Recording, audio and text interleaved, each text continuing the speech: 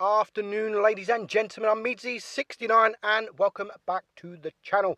I'm a bit late with this video, to be honest. I'm at work. I've been pretty busy and I haven't had time to get this video done. So this video is all about the Lockboxes, which is kind of a new way for wargaming to add crates into the game. Now, where I think they went wrong, I mean, the idea is not bad, where you can play games and you can drop the lock boxes or the chests or the crates, whatever you want to call them. However, what they've made out to people is that you get something for free. You're getting something for free. Like, oh my God, all I have to do is play and win, and we're gonna get some chests for free.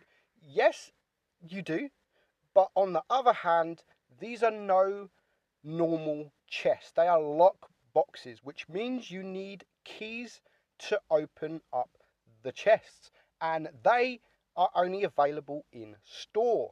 So a bit cheeky making out people that they get things for free, where in fact they're not. That, yeah, they're getting the crates for free, but you still have to buy the keys, which is the same concept. So what do you win? You can win the Skorpion G. So each box contains a 5% chance of getting the Skorpion G.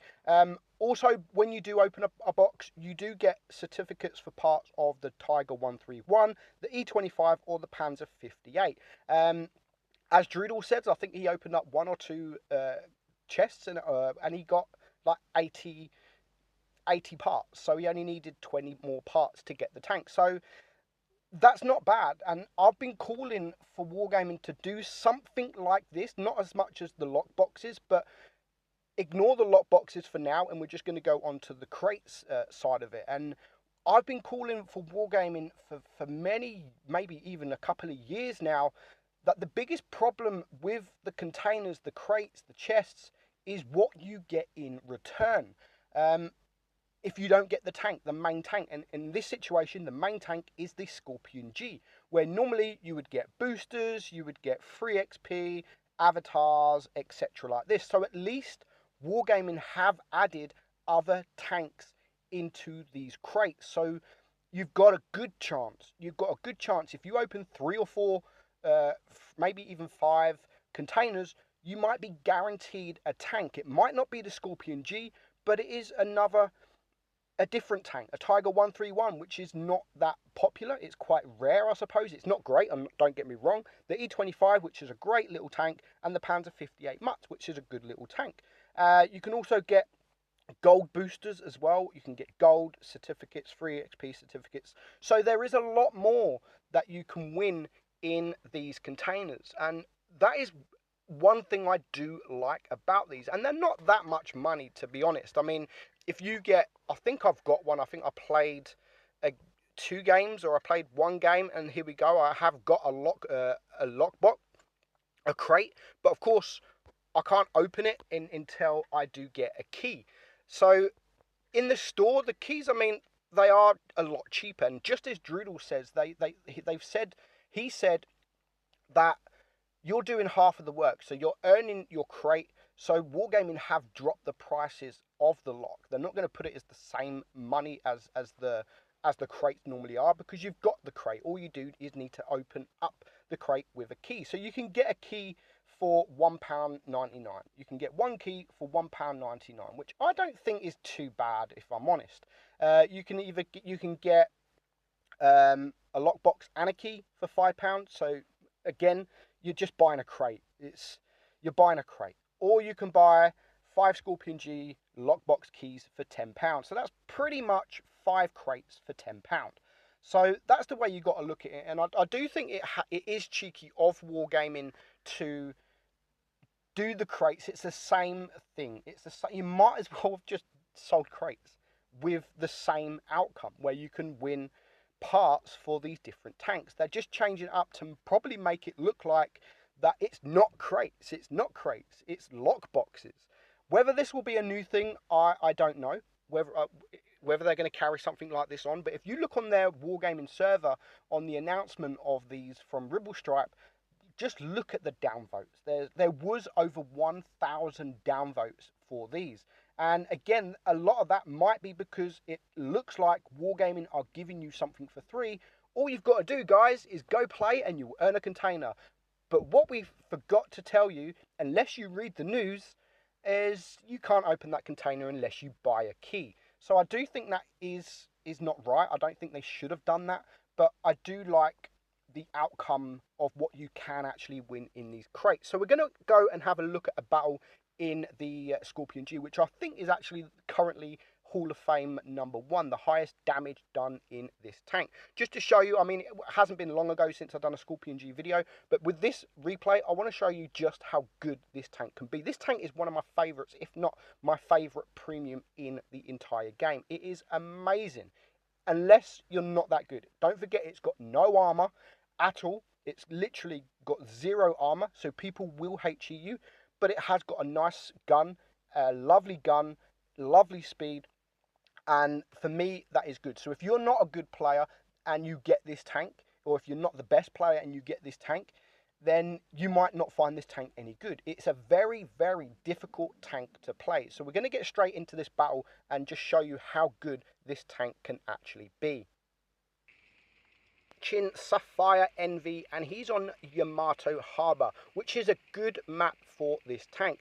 Now, as I said, this tank I would definitely recommend playing it sort of support back line. You don't want to be front line because you will get absolutely wrecked. So he's going to start sniping. He's going to snipe at the beginning of the game, or pretty much most of the game. But this is what this tank is good for. The accuracy's pretty good, the pen's pretty good, and it's a tank that you can do this with. And you have to remember, it doesn't have any armor. So what he's going to do now, I mean, there's 3 TDs on the enemy team, and I always recommend on this map to blind shot around that area, because this is where TDs go, and it's the same for this side. So he does do a blind shot, and he actually does penetrate a tank. He penetrates the ISU 152.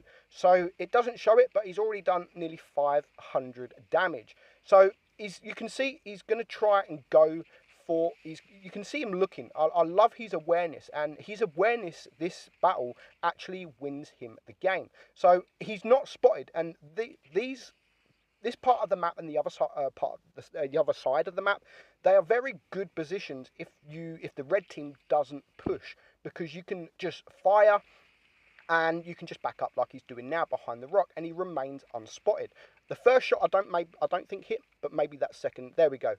ISU has lost half of his hit points. So blind firing does sometimes pay off, and that ISU just must have been so frustrated. And again, the WZ111 is now in the middle of a map in a very, very bad position. He can back up, reload, back up again, and get that shot off, and he's still not spotted. And that is until the RU-251 does come around, and of course he is going to now spot him. As soon as he takes that shot on the Borzik, he is now spotted. So he does have to be very careful now, because there is an ISU-152 on the enemy team, and if he's looking, because he's not spotted at the moment, then he can almost one-shot, and he can probably one-shot this Skorpion. So playing it how Sapphire's playing it now is the best way to play this tank. And you can just see his damage. He's actually on now 2.7k damage. So he's doing a really good job. He's only taken a little bit of damage in return. His teammate is not having a good game. Like, he keeps missing, or he keeps not penning. But you can just see he's farming damage, and he's not getting shot in return. Now, this IS-5 made a big mistake.